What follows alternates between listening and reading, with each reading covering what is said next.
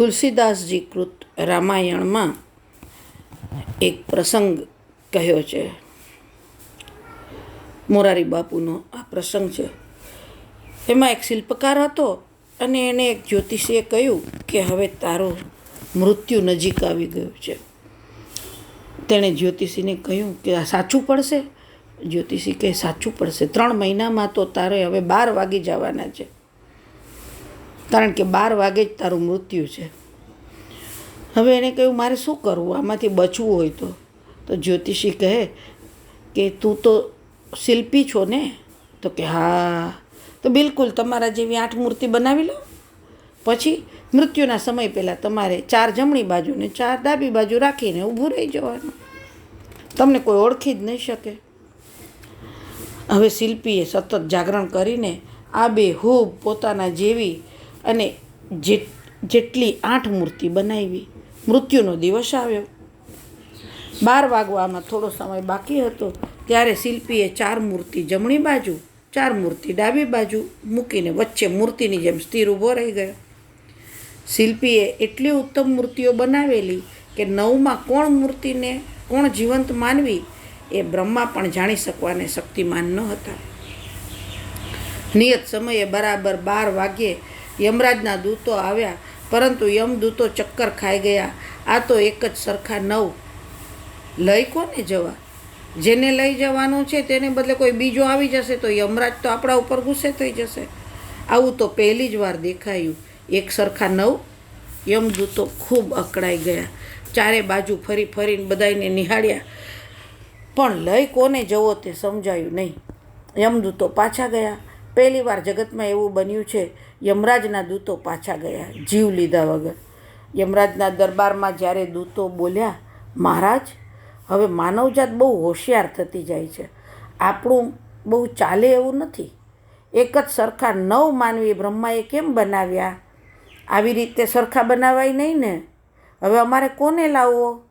શિલ્પીને. ત્યાં તો એક સરખા 9 ઊભા હતા.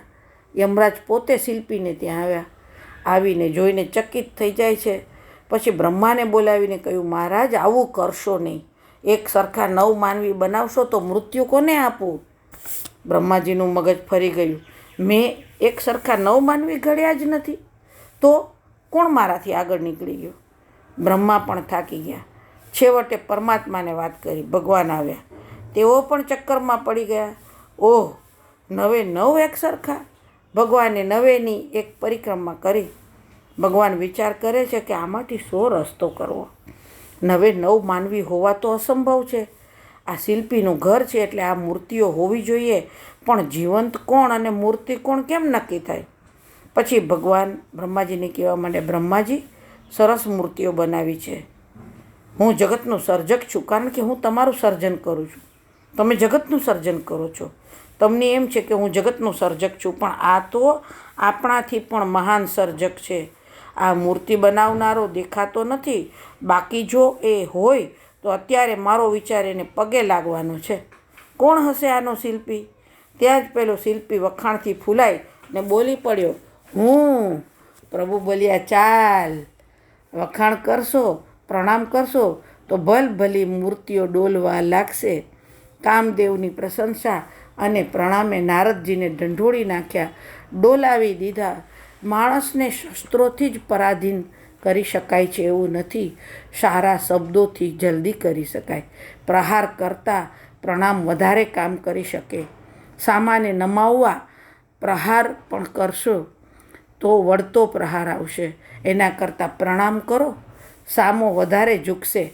પ્રહાર કરતાં પ્રણામમાં વધુ શક્તિ છે. નારદજી આગળ કામદેવ પ્રણામ કરીને અત્યંત પ્રશંસા કરે છે કે ધન્ય છે મહારાજ તમારી જીતેન્દ્રિયતાને. આથી નારદજીને કામદેવ પર ગુસ્સો ન આવ્યો. એણે કામદેવને પંપાડ્યો. ભયઉન નારદ મન કછુ રોષા, કહી પ્રિય બચન કામ પરિતોષા.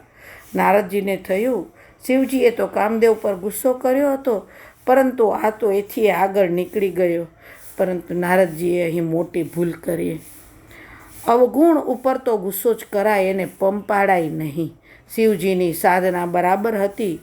કામ પર ગુસ્સો